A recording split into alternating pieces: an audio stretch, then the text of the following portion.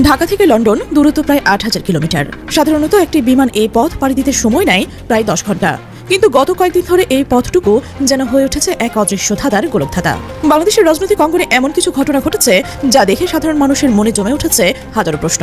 সন্দেহের কুয়াশা ক্রমশ ঘনীভূত হচ্ছে সাবেক প্রধানমন্ত্রী বেগম খালেদা জিয়াকে ঘিরেই। তার শারীরিক অবস্থা, তার লন্ডন যাত্রা, তার পুত্রবধূর আকস্মিক আগমন এবং সর্বোপরি পুরো পরিস্থিতির আশেপাশে যে রহস্যময়তা তৈরি করেছে তা নিয়ে এখন সোশ্যাল মিডিয়া থেকে শুরু করে রাজপথ পর্যন্ত সর্বত্র চলছে তুমুল আলোচনা।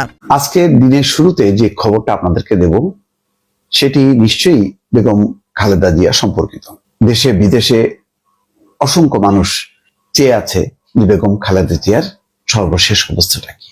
দর্শক, তুমুল আলোচনা ও সমালোচনাতে রয়েছে এই মুহূর্তে বিএনপি নির্বাচন করবে নাকি খালেদা জিয়ার চিকিৎসা, নাকি ডক্টর জোবায়দা রহমানকে সামনে নিয়ে নতুন কোনো নির্বাচনী ছক। এইদিকে তারেক রহমানের দেশে আসা নিয়ে তৈরি হচ্ছে দিন দিন ধোঁয়াশা। সে সকল বিস্তারিত ভিডিও এমনভাবে আপলোড করা হয়েছে যা দেখলে রীতিমতো চমকে যাবেন আপনিও। এমন কিছু গুরুত্বপূর্ণ তথ্য রয়েছে আজকের ভিডিওতে, তাই ধৈর্য সহকারে দেখতে থাকুন সম্পূর্ণ ভিডিওটি। এই উত্তপ্ত পরিস্থিতিতে প্রবাসী চিকিৎসক ডাক্তার পিনাকি ভট্টাচার্য তার সামাজিক যোগাযোগ মাধ্যমে এমন কিছু তথ্য ও পর্যবেক্ষণ তুলে ধরেছেন যা রীতিমতো বিস্ফোরক। তার এই বক্তব্যের পুরো বিষয়টিকে অন্য এক মাত্রায় নিয়ে গেছে। তিনি সরাসরি অভিযোগ করেছেন যে বিএনপি তাদের মৃত্যু পথযাত্রী নেত্রীকে নিয়ে এক ধরনের রাজনৈতিক নাটক মঞ্চ তৈরি করেছেন। এই অভিযোগ সত্য না মিথ্যা সেটা যাচাই করার আগে পুরো পরিস্থিতি একটু বুঝে নেওয়া যাক। গত কিছুদিন ধরে এভারকেয়ার হাসপাতালের সিসিইউতে চিকিৎসাধীন আছেন সাবেক প্রধানমন্ত্রী বেগম খালেদা জিয়া। তার শারীরিক অবস্থা অত্যন্ত সংকটপূর্ণ বলেই জানিয়ে আসছে চিকিৎসকরা। কোনো ঔষধও তার শরীরে সাড়া দিচ্ছে না। এমন পরিস্থিতিতে সিদ্ধান্ত নেওয়া হয়েছে তাকে লন্ডনে নিয়ে যাওয়ার। বাংলাদেশ সরকার কাতারের আমিরের কাছ থেকে একটি বিশেষায়িত এয়ার অ্যাম্বুলেন্স ব্যবস্থা করে দিয়েছে। সবকিছু ঠিকঠাক চলছে। শুক্রবার ফজর নামাজের পর এই যাত্রা শুরু হওয়ার কথা ছিল, কিন্তু হঠাৎ করে সব থমকে গেল। কেন থমকে গেল সেই উত্তর খুঁজতে গিয়েই বেরিয়ে আসছে এক অপ্রত্যাশিত কাহিনী। ডাক্তার পিনাকি ভট্টাচার্য তার ফেসবুক পোস্টে যা লিখেছেন তা পড়লে যে কারো চোখ কপালে উঠবে। তিনি জানিয়েছেন যে বেগম খালেদা জিয়ার লন্ডন যাত্রা থমকে যাওয়ার পেছনে রয়েছে এক অভিনব রাজনৈতিক নাটক। বিএনপি নাকি একটি বিশেষ দৃশ্য নির্মাণ করতে চাইছেন। সেই দৃশ্য দেশবাসী দেখবে।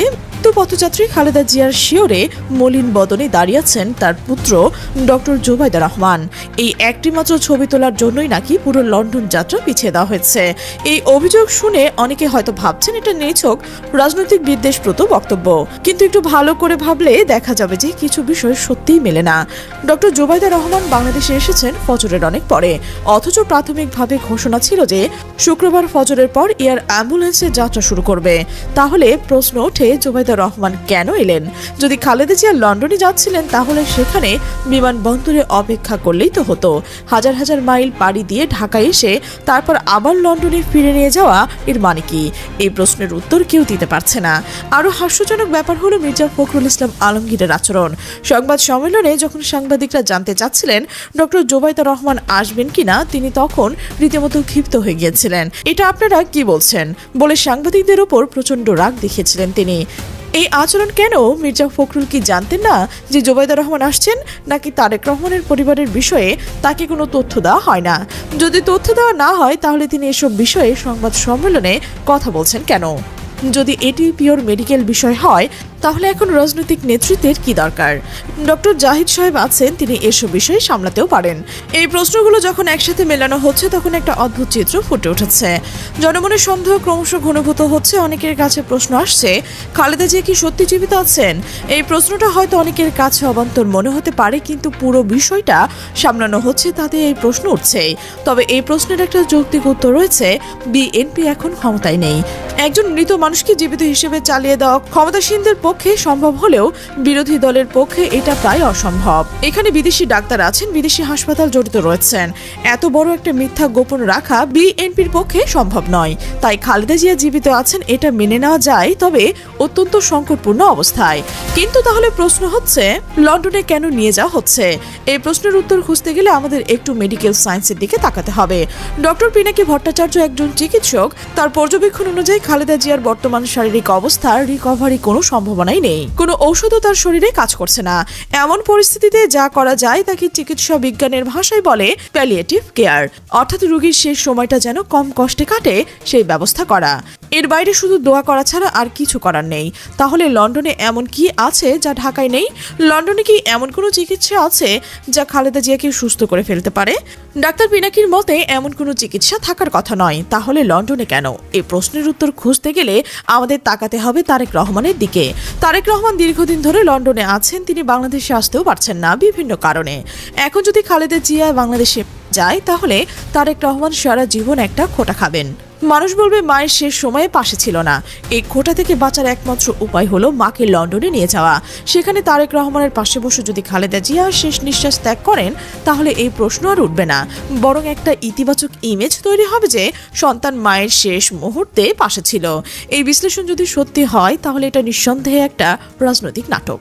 একজন মৃত্যু পথযাত্রী মানুষকে হাজার হাজার মাইল টেনে নিয়ে যাওয়া শুধুমাত্র একটা ইমেজ তৈরির জন্য, এটা কি মানবিক? এই প্রশ্ন এখন অনেকের মনে ঘুরপাক খাচ্ছে। আরও একটা বিষয় এখানে উল্লেখ করা দরকার, একজন আইসিইউতে থাকা রোগীকে এয়ার অ্যাম্বুলেন্সে নেওয়া মানে শুধু বিমানে তোলা নয়। এয়ার অ্যাম্বুলেন্সে অত্যাধুনিক সব সুবিধা থাকে, সেটা ঠিক। আইসিইউ থাকে, অপারেশন থিয়েটার থাকে, কিন্তু বিমান তো আর হাসপাতালের ভেতরে এসে পড়বে না। রোগীকে হাসপাতাল থেকে বের করে বিমানবন্দর পর্যন্ত নিয়ে যেতে হবে। এই সময়টুকু তিনি হাসপাতালের অত্যাধুনিক সুযোগ সুবিধার বাইরে থাকবেন। এই সময়ের মধ্যে কোনো অঘটন ঘটে যেতে পারে। আবার লন্ডনে পৌঁছে বিমানবন্দর থেকে হাসপাতাল পর্যন্ত যেতে হবে, সেখানেও সময়টুকু ঝুঁকি রয়েছে। এতটা ক্রিটিক্যাল একজন রোগীকে এমনভাবে ঝুঁকির মধ্যে ফেলা উচিত কি?